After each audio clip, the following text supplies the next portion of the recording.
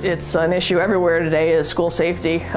This is one of the only buildings that you can actually view the people coming in the building and where they're going, but we still can't directly get into the office from our locked doors here. So we have a buzz-in system. You buzz in.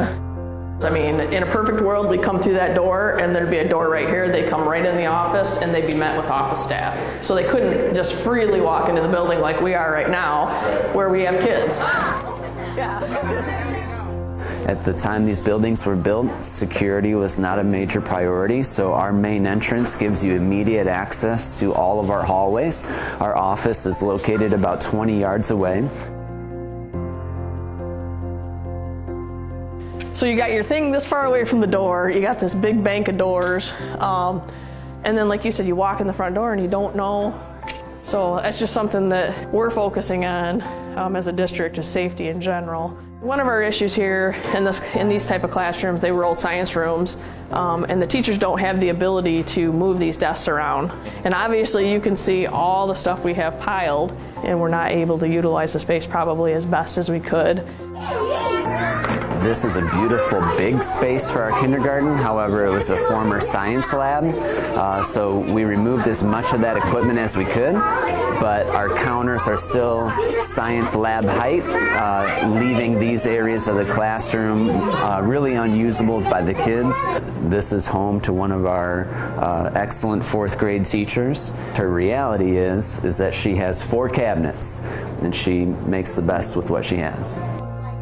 This is about the average size of the classrooms.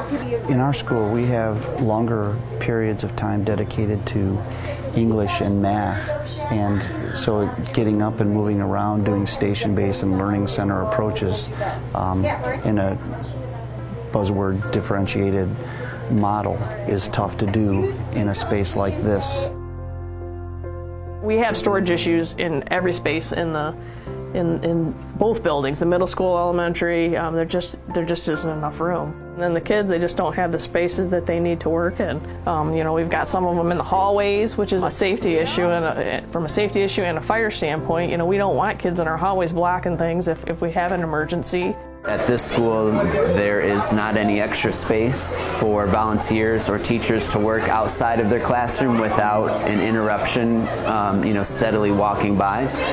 The other thing that people don't consider is that the tables, the furniture that these volunteers work at, instantly make our hallways a fire hazard. We're limited in the natural light by the energy-saving panels that were put in.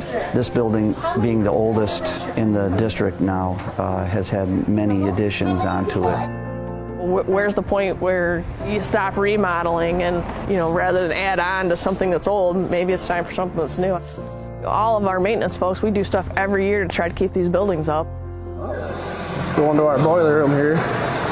Search and see the years they were built. The one closest to us here, that's 1996.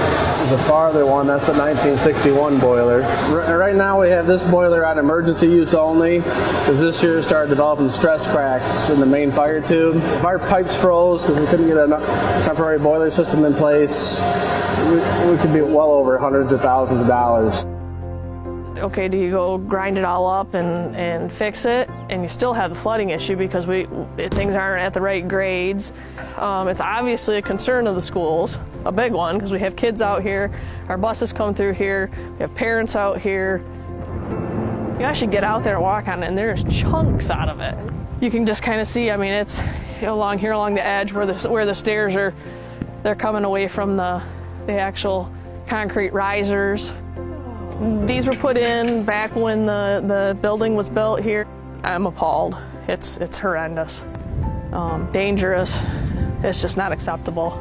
Our schools, both the middle and elementary school, load and unload on Clay Street, which is unusual for a school. Typically the pickup and drop-off line are located off of a main street. That becomes a major safety issue come dismissal and arrival time, really. It's entirely about student safety for us and making sure that our kids can come and go from school as safe as possible. As you saw today with all the buildings, there's lots of different things that could be better for these kids, that can make their learning environment better. I want to be part of the solution, and I know everybody that works here, they want to be part of the solution. And I think that's the most important thing. It's our kids.